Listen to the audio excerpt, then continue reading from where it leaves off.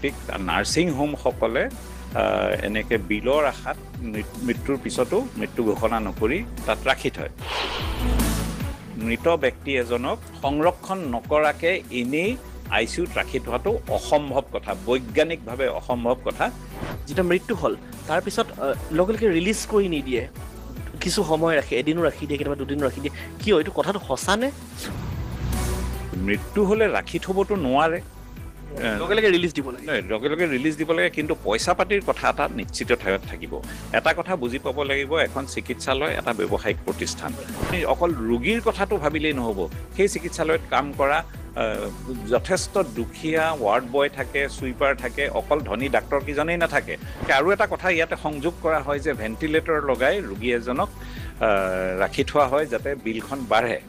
যে মৃত্যুৰ পিছত ICUত ভেণ্টিলেটৰ লগাই বা অন্য যিকোনো প্ৰকাৰেৰে ICUৰ ভিতৰত এজন মৃত ৰোগীক ৰাখি থোৱাটো সম্ভৱ নহয়। যিকোনো জীৱৰ যেতিয়া মৃত্যু হয়, মৃত্যু হোৱাৰ লগে লগে শৰীৰৰ ভিতৰত থকা যিবিলাক জীৱাণু, যিবিলাক বেক্টেৰিয়া বা ফাংগাছ, সেইবিলাকৰ ক্ৰিয়া আৰম্ভ হৈ যায়। কাৰণ মানুহৰ মৃত্যু হোৱাৰ লগে লগে তেওঁৰ আত্মৰক্ষাৰ ক্ষমতাটো নাইকিয়া হৈ যায়, তেজ চলাচল বন্ধ হৈ যায়। কিন্তু ৰাজহুৱাকৈ যেতিয়া বাতৰি কাকতত লিখে বা টিভিৰ ইণ্টাৰভিউত এষাৰ কথা কয়, তেতিয়াহ'লে মই ভাবোঁ তেওঁলোক চৰম দায়িত্ব জ্ঞানহীনতাৰ পৰিচয় দিছে, আৰু বোলছবিটো তেনেকুৱা কথা দেখুৱাব নালাগে। মোৰ সৈতে আছে ৰাজ্যৰ জ্যেষ্ঠ স্নায়ু শল্য চিকিৎসক ডক্টৰ নৱনীল বৰুৱা। তেখেতৰ এটা বিশেষ সাক্ষাৎকাৰ ল'বলৈ মই তেখেতৰ ওচৰত আছোঁ এতিয়া। যিটো বিষয় আজি সাক্ষাৎকাৰ, সেইটো খুবেই ইণ্টাৰেষ্টিং, কাৰণ সঘনেই সংবাদ মাধ্যমে হওক বা টেলিভিশ্যনৰ পৰ্দাতে হওক বা সামাজিক মাধ্যমতে হওক, এটা কথা বিশেষভাৱে ওলাই থাকে যে বহু ৰোগীক দেশ বিদেশ বা আমাৰ ভাৰতবৰ্ষতে হওক বা অসমতে হওক চিকিৎসালয়ত মৃত্যুৰ পিছতো ৰাখি থোৱা হয়, চিকিৎসালয়সমূহে যাতে বেছিকৈ বিল তেওঁলোকৰ পৰা ল'ব পাৰে। এইটো আচলতে কিমান দূৰ সত্য? মই ডক্টৰ নৱনীল বৰুৱা, মই তেখেতৰ পৰা জানিব চেষ্টা কৰিম। আপুনি ৰাজ্যৰ চিকিৎসা খণ্ডৰ এটা উজ্বলা নাম, নক্ষত্ৰ বুলি ক'লে মোৰ ভুল নহ'ব। এতিয়া কথাটো হৈছে, এইটো এটা খুবেই ইণ্টাৰেষ্টিং টপিক। আপুনিও চাগে ইয়াৰ মুখামুখি বহুবাৰ হৈছে, কাৰণ চাৰ্জাৰী বিভাগৰ লগত যিহেতু আপুনি জড়িত। বহু পেচেণ্টৰ মৃত্যুৰ পিছতো কিছুমানে অভিযোগ ওলায়, ছ'চিয়েল মিডিয়াত সকলোতে ওলায় যে মৰি যোৱাৰ পিছতো ৰাখি থৈ দিয়ে বিল বঢ়াবৰ বাবে। এইবোৰ কিমান দূৰ সত্য? কেছটো কি আচলতে? এইটো আচলতে খুব সঘনে শুনা অভিযোগ যে মৃত্যুৰ পিছত, বিশেষকৈ আৰু এটা কথা ইয়াতে সংযোগ কৰা হয় যে ভেণ্টিলেটৰ লগাই ৰোগী এজনক ৰাখি থোৱা হয় যাতে বিলখন বাঢ়ে। প্ৰথমতে মই এই গোটেই অভিযোগটো নাকচ কৰি এটা কথাই কওঁ যে মৃত্যুৰ পিছত ICUত ভেণ্টিলেটৰ লগাই বা অন্য যিকোনো প্ৰকাৰেৰে ICUৰ ভিতৰত এজন মৃত ৰোগীক ৰাখি থোৱাটো সম্ভৱ নহয়। এই কাৰণেই নহয় যে একেবাৰে সাধাৰণ কথা, এইটো সাধাৰণ বিজ্ঞানৰ কথা যে যিকোনো জীৱৰ, মানুহ এক প্ৰকাৰৰ জীৱই, যিকোনো জীৱৰ যেতিয়া মৃত্যু হয়, মৃত্যু হোৱাৰ লগে লগে শৰীৰৰ ভিতৰত থকা যিবিলাক জীৱাণু, যিবিলাক বেক্টেৰিয়া বা ফাংগাছ, সেইবিলাকৰ ক্ৰিয়া আৰম্ভ হৈ যায়। কাৰণ মানুহৰ মৃত্যু হোৱাৰ লগে লগে তেওঁৰ আত্মৰক্ষাৰ ক্ষমতাটো নাইকিয়া হৈ যায়, তেজ চলাচল বন্ধ হৈ যায়। যাৰ ফলত এই বেক্টেৰিয়াসকলে এইটো কি কয়, মৃতদেহটো খাবলৈ আৰম্ভ কৰিব, মৃতদেহটো গেলিবলৈ আৰম্ভ কৰিব, মৃতদেহত কিছুমান পৰিৱৰ্তন আহিব। আৰু এটা সাধাৰণ পৰিৱৰ্তন হয় যিটো যে আমাৰ জঠৰতা আহি পৰে। মানুহৰ মৃত্যু হ'লে হাত ভৰিবিলাক টান হৈ যায়, যিটো কাৰণ আমি মানুহ এজন মৃত্যু হোৱাৰ লগে লগে চাব যে সকলোৱে হাত ভৰিবিলাক সমান কৰি ঠিক কৰি দিয়ে। কিহৰ কাৰণে কৰে? যাতে মৃত্যু হ'লে তেওঁৰ হাত ভৰিবিলাক বেয়া পজিশ্যনত জঠৰ হৈ নাযায়, আৰু এই জঠৰতাটো আহিবই। তেনেস্থলত এজন মৃত ব্যক্তিক আপুনি কাৰোবাক ফাঁকি দি কেনেকৈ ৰাখিব? সেইটো সম্ভৱেই নহয়। ICUটো গোন্ধোৱা আৰম্ভ হ'ব, ICUটো মানুহজনৰ মৃতদেহটো ফুলিবলৈ আৰম্ভ কৰিব, ৰং সলনি হ'ব, ৰাইগৰ মৰ্টিছ হ'ব, যিটো জঠৰতা আহে। তেনেস্থলত মই এই অভিযোগটো সম্পূৰ্ণৰূপে নাকচ কৰোঁ। আৰু মই ভাবোঁ আপুনি যে আজি মোৰ তালৈ আহিছে এই কথাটো আলোচনা কৰিবলৈ, এইটো অতি গুৰুত্বপূৰ্ণ। কাৰণ সংবাদ মাধ্যমৰ দায়িত্ব যে এই যিটো এটা ভুল ধাৰণা মানুহৰ মাজত আছে, সেইটো নাইকিয়া কৰিব লাগে।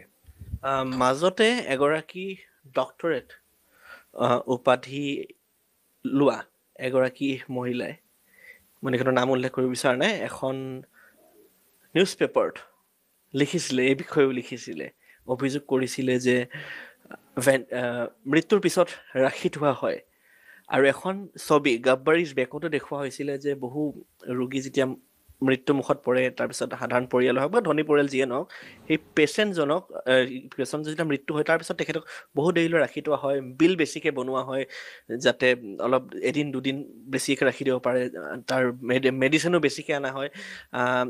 এই সমগ্ৰ বিষয়টো কেনেকুৱাকে দেখে আপুনি? প্ৰথম কথা, বোলছবি আৰ্টিষ্টিক ফ্ৰীডম আছে বুলিয়ে এটা ভুল বাৰ্তা সমাজলৈ দিয়াটো মই ভাবোঁ চৰম দায়িত্বহীনতাৰ পৰিচয়। দ্বিতীয়তে, এগৰাকী ডক্টৰেট, এগৰাকীয়ে নহয় আৰু ডক্টৰেটে এইষাৰ কথা আগতেও কৈছিল যে মৃত ব্যক্তিক নাৰ্ছিং হোমসকলে এনেকৈ বিলৰ আশাত মৃত্যুৰ পিছতো মৃত্যু ঘোষণা নকৰি তাত ৰাখি থয়। মই তেওঁলোকৰ PhD ডিগ্ৰীটোৰ ওপৰতে সন্দেহ প্ৰকাশ কৰোঁ, কিয়নো আমি ধৰি লওঁ কোনোবাই PhD পালে তেওঁ উচ্চ মেধাসম্পন্ন হ'ব লাগিব, আৰু উচ্চ মেধাসম্পন্ন মানুহে এইটো সাধাৰণ কথাটো বুজি পাব লাগে যে আমাৰ অসমীয়া এইটো সমাজত প্ৰচলিত যে বাহিৰতো ৰাখি নথবি, ঘৰৰ মানুহ যদি আহি নেপায় তেতিয়া হয় বাহিৰতো ৰাখি নথয়, আৰু ৰাখিবলগীয়া হ'লে বৰফ চৰফ যোগাৰ কৰি তেনেকৈ ৰাখে। এই কথাটোতো সৰ্বজন বিদিত, সকলোতে দেখিছে। যদি এটা মানে এজন মৃতকৰ শৰীৰটো আমি ঘৰত ভালকৈ ৰাখিব নোৱাৰোঁ, ICUত কেনেকৈ ভালকৈ ৰাখিব পাৰিম তাক মৃত্যু হোৱাৰ পিছত? সেইটো সম্ভৱেই নহয়। সেইকাৰণে এই যে যি খবৰ কাকতত যিটো ডক্টৰেট উপাধিগৰাকীয়ে লিখিছিল তাত ডাক্তৰৰ বিৰুদ্ধে বা চিকিৎসকৰ বিৰুদ্ধে বহু অভিযোগ আনিছে। মই সকলো অভিযোগ নস্যাৎ কৰা নাই, কিন্তু এই কথাটো যে মৃত্যু হোৱা ৰোগীক এনেকৈ বিলৰ আশাত ৰাখি থয়, এইটো অবাস্তৱ আৰু অসম্ভৱ কথা এটা।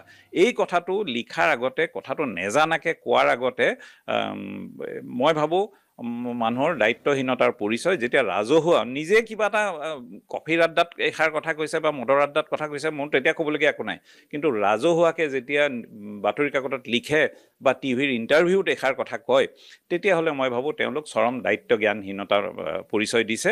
আৰু বোলছবিটো তেনেকুৱা কথা দেখুৱাব নালাগে।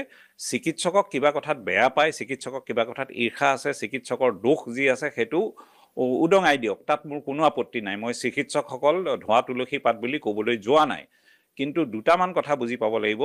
এই নাৰ্ছিং হোম বা হস্পিটেলৰ মালিক সকলো চিকিৎসক নহয়, বহু সময়ত ব্যৱসায়ী থাকে, কিন্তু ব্যৱসায়ী হ'লেও তেওঁলোকৰ যদি নৈতিকতা মানে অধঃপতন হৈছে, তথাপিও মৃত ব্যক্তি এজনক সংৰক্ষণ নকৰাকৈ এনেই ICUত ৰাখি থোৱাটো অসম্ভৱ কথা, বৈজ্ঞানিকভাৱে অসম্ভৱ কথা।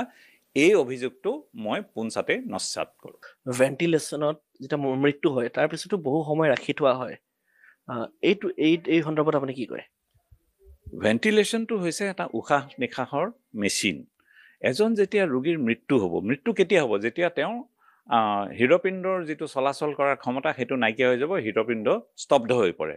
তাৰপিছত ভেণ্টিলেটৰটো লগাই থ'লে লাভ কি হ'ব? হাৰ্টটোতো ভেণ্টিলেশ্যনেতো হাৰ্টটো চলাব নোৱাৰে নহয়, ভেণ্টিলেশ্যনে লাংখন চলাব পাৰিব। সেইকাৰণে মানুহজন যেতিয়া মৃত্যু হ'ব, ভেণ্টিলেটৰ লগাই থওকেই বা নথওকেই তেওঁৰ যিটো মৃতদেহত যিবিলাক প্ৰক্ৰিয়া আৰম্ভ হয় সেইখিনিক ৰোধ কৰিব পৰা ভেণ্টিলেটৰৰ ক্ষমতা নাই, অৰ্থাৎ মৃতদেহটো গেলিবলৈ আৰম্ভ কৰিবই, ভেণ্টিলেটৰত লগাই থওক বা কিমান নথওক। দেৰিৰ পিছত মৃতদেহটো গলা আৰম্ভ হৈ যায়? আচলতে প্ৰক্ৰিয়াটো লগে লগে আৰম্ভ হয়, মৃত্যু হোৱাৰ লগে লগে আৰম্ভ হয়, কিন্তু এইটো গম পাবলৈ প্ৰথম কথা ৰাইগৰ মৰ্টিছটো গম পাবলৈ কেইবা ঘণ্টাও লাগে, আৰু যিবিলাক গেলিবলৈ হয়তো এদিন লাগিব, কিন্তু যিটো প্ৰক্ৰিয়াটো যে মৃত্যু হোৱাৰ প্ৰক্ৰিয়াটো লগে লগে আৰম্ভ হয়। আৰু আপোনালোকে জানে যে যথেষ্ট ডিটেক্টিভ নভেল পঢ়িছে যে ফৰেনচিক বিজ্ঞানীয়ে এটা ডেড বডি পৰীক্ষা কৰি কৈ দিব পাৰে যে কিমান সময়ত, আনুমানিক কিমান সময়ত মৃত্যু হৈছিল। কেনেকৈ কয়? এই যে মৃত্যু হোৱাৰ পিছত যিবিলাক শৰীৰৰ পৰিৱৰ্তন আহে, সেই পৰিৱৰ্তনবিলাক লেবৰেটৰীত পৰীক্ষা কৰি পেলাই তেওঁলোকে কৈ দিব পাৰে যে ইমান সময়ত আনুমানিক মৃত্যু হৈছিল, আৰু মৃত্যুৰ লগে লগে এই যিবিলাক ক্ৰিয়াবিলাক আৰম্ভ হয়। কিন্তু যিটো ধৰিব পৰা যিখিনি ধৰিব পাৰি একে স্পষ্টভাৱে সাধাৰণ মানুহে, সেইটো কেইঘণ্টামান লাগে। আৰু এটা অভিযোগ সঘনে উত্থাপিত হয় যেতিয়া এজন ৰোগীৰ যেতিয়া মৃত্যু হয়, ভেণ্টিলেশ্যনত হওক বা ICUত হওক, তাৰপিছত এটা অভিযোগ উত্থাপন হৈ আহিছে বছৰ বছৰ ধৰি, সময় ধৰি, দশক ধৰি, যে যেতিয়া মৃত্যু হ'ল তাৰপিছত লগে লগে ৰিলিজ কৰি নিদিয়ে, কিছু সময় ৰাখে, এদিনো ৰাখি দিয়ে, কেতিয়াবা দুদিনো ৰাখি দিয়ে। কিয় এইটো কথাটো সঁচানে? আৰু যদি ৰাখে কিয় ৰাখে? মৃত্যু হ'লে ৰাখি থ'বতো নোৱাৰে, লগে লগে ৰিলিজ দিব লাগে। লগে লগে ৰিলিজ দিব লাগে, কিন্তু পইচা পাতিৰ কথা এটা নিশ্চিত থাকিব। এটা কথা বুজি পাব লাগিব, এখন চিকিৎসালয় এটা ব্যৱসায়িক প্ৰতিষ্ঠান, তাত হয়তো মানৱতা থাকাত ব্যৱসায়, কিন্তু এটা মুঠ কথাটো হৈছে এখন ব্যক্তিগত খণ্ডৰ চিকিৎসালয় এটা ব্যৱসায়িক প্ৰতিষ্ঠান, তেওঁলোকৰ লাভ লোকচানৰ কথা আছে। আৰু এইটো কথা আপুনি অকল ৰোগীৰ কথাটো ভাবিলেই নহ'ব, সেই চিকিৎসালয়ত কাম কৰা যথেষ্ট দুখীয়া ৱাৰ্ড বয় থাকে, চুইপাৰ থাকে, অকল ধনী ডাক্তৰ কেইজনেই নাথাকে। সেই ৱাৰ্ড বয় চুইপাৰৰ যিটো দৰমহা, সেইটো ক'ৰ পৰা ওলাব যদি মানুহে তাত চিকিৎসা লৈ পেলাই তাৰ চিকিৎসাৰ যিটো মাচুলটো সেইটো নিদিয়ে? সেইকাৰণে কিছু সময়ত তেওঁলোকক হয়তো সেইটো বিচাৰিব পাৰে, আৰু সেইটো বিচৰাটো মই ভাবোঁ অধিকাৰ। কিন্তু মই এইটো বৰকৈ দেখা নাই। অন্ততঃ মই যিখন চিকিৎসালয়ত কাম কৰি আছোঁ, তাত মই আজি প্ৰায় 3 দশক কাম কৰিছোঁ, এনেকুৱা ঘটনা দেখা নাই যে জবৰদস্তি 2 দিন 3 দিন কাৰোবাৰ মৃতদেহ ৰাখি থোৱা হৈছে কাৰণ তেওঁ বিলখন দিব পৰা নাই। তেনেকুৱা ঘটনা অন্ততঃ মই কাম কৰা চিকিৎসালয়খনত হোৱা নাই। ধন্যবাদ থাকিল নৱনীল বৰুৱা। এই সকলো প্ৰশ্নৰ আঁৰত আছিলে সামাজিক মাধ্যম হওক বা টেলিভিশ্যনতে হওক বা চিনেমাৰ পৰ্দাতে হওক, সঘনে উত্থাপিত হোৱা কিছুমান অভিযোগ। সেই অভিযোগৰ আঁৰত আজি আপোনাৰ লগত এই সাক্ষাৎকাৰটো আমি গ্ৰহণ কৰিলোঁ। আপুনি নিজৰ কথাখিনি আজি আপুনি বিৱৰণ কৰিলে, আপুনি বিশ্লেষণ কৰিলে যে আচলতে কিয় এইসমূহ অভিযোগ উত্থাপন হয়। ধন্যবাদ আপোনাৰ এই বিশেষ সময় আমাৰ লগত